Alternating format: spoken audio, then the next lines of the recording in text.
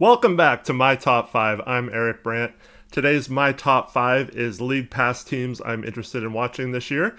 If you don't know what that means, League Pass teams that you're interested in watching are basically like, other than your favorite team, what teams are going to have your interest in watching on any given night when your team's not playing, and what teams have the best storylines and most fun to watch, that kind of stuff.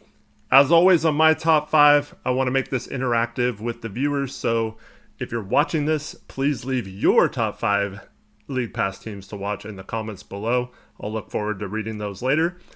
And this year, man, this is tough to narrow it down to 5 because the league has so much parity right now. Even some of the teams that have been bottom feeders for the last few years have gotten a lot better. And I just think there's going to be a ton of good games to watch this year. And almost every team outside of maybe a couple teams at the end of the West standings will be very fun and have interesting storylines to watch. At number 5 on my list, I have the Detroit Pistons. This is a team that is absolutely loaded with young talent. I don't really see them making a playoff push this year, but they're going to compete every night. Hopefully Dwayne Casey lets them play at an up-tempo, fast-paced style, because I think they have a lot of players that are suited for that. But anytime you get Jaden Ivey fall to you at number 5 and then trade back in for a second lottery pick and get Jalen Duren, those two players can really get up and down the court quickly and are going to be fun to watch. You combine them with Cade Cunningham, the number 1 pick from last year, who should be much improved in his second year. And then also they still have young players like Sadiq Bey and Isaiah Stewart on the roster. And they just traded for Bogdanovich from Utah a few days ago, and that should really help them out as well. Overall, I'm just looking forward to seeing how these players all gel together on the court and see if they can do some damage against some good teams in the East. And, at least try to make a run at the last play-in spot, I think would be a good goal for them this year. But even if they don't make it, I still think they're going to be exciting to watch. At number 4, I have the Minnesota Timberwolves. The Wolves made a huge all-in move this summer by trading for Rudy Gobert, a multiple-time Defensive Player of the Year. How will that experiment work with him playing next to the already established big man Karl Anthony Towns? You got one that excels at offense and one that excels at defense. Can they find a mix of the one weakness they both have to be good enough on both ends, playing them together? I think that's just going to be really intriguing to watch all season long. And then on top of that, you got Anthony Edwards, who's just a crazy player and fun to watch. So lots of good storylines there. But this is a team that could be anywhere from a legit contender if all things go right, or maybe, that same area they were last year fighting for the play-in spot. But they should be better than they were last year. And this is going to be tough to score on them with their front line. And we'll just see how it all works out. At number 3, I have the Brooklyn Nets. They make my list because they're an absolute soap opera this year.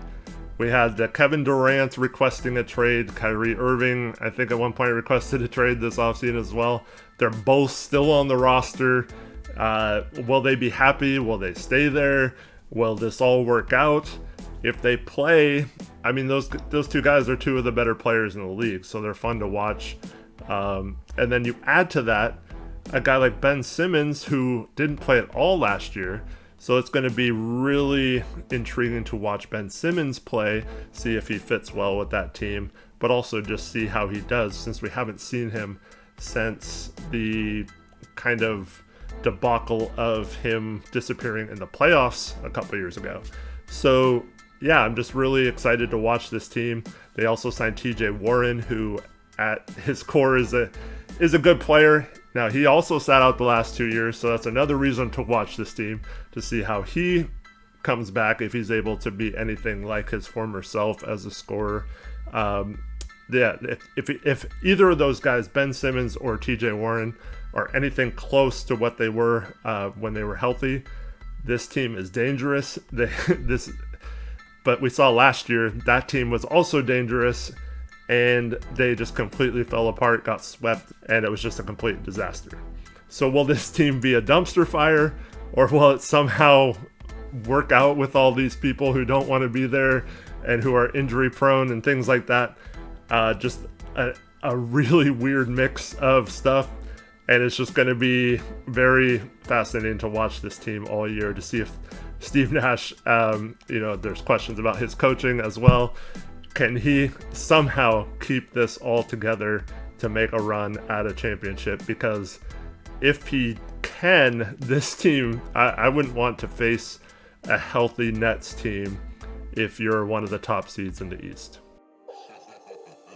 At number 2, I have the New Orleans Pelicans. Zion Williamson is back, hopefully.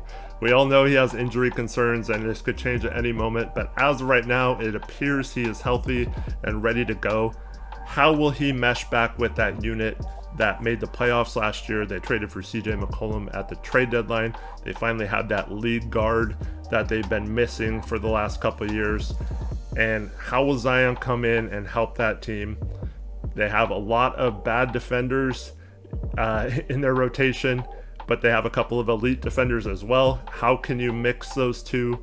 Will that be enough to be a competent enough defense to overcome some of that? Because if it can, offensively, this team should be very, very difficult to stop. Now, shooting might be a concern. Someone like Trey Murphy might have to take a jump and be that shooter, floor spacer that they need. But other than that, I think this team is going to be exciting. They have multiple guys who can score the basketball. That's always fun to watch, and they're pretty deep. And then I didn't even mention their rookie Dyson Daniels. I don't know how much he'll play either, but top 10 pick added to that as well. In a very loaded Western Conference, can they add upon their success from last year and just keep that going, or will they be fighting for a playoff berth all year? Just a really good storyline, and Zion is amazing to watch. He's such an incredible athlete at his size, and never hurts to be able to watch him play as well. And at number 1, I have the Cleveland Cavaliers. A fun story from last year was the Cleveland Cavaliers.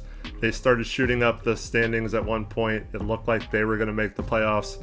Unfortunately, injuries derailed their season, but now they've turned into serious threats and contention with one big move. And if you would have told me that a year ago, I would have thought you were crazy. But it's not crazy anymore. They have 4 good players in Darius Garland, Evan Mobley, Jared Allen, and now Donovan Mitchell. Those 4 I pretty much put up against the top 4 of almost any team in the league. And this team is ready, I think. You saw huge jumps from both Garland and Allen last year. Mobley was obviously the right pick for them at number 3. And then you add a really good player in Donovan Mitchell to that mix. And this team is just going to be a menace all year. They have good defensive players. They have good offensive players. They can move the ball well. And then their bench is solid, I believe, with some vets like Kevin Love, Ricky Rubio, Karis LeVert, Robin Lopez, amongst others. Anytime you get a dynamic backcourt like Garland and Mitchell and then combine them with the 2 bigs that are really talented, it's just going to be a really cool team to watch. And I think they'll be a lot of fun, and on top of being really good, and just be something to watch all year to see how far up in the standings they can go, and if they truly are ready for contention. All right, those are my top 5 League Pass teams. What are your top 5 League Pass teams? Leave them in the comments below. Also, let me know what you think of my list, and I hope to catch every one of you next time on my top 5. Thank you so much for watching, and until next time, I'll see you later.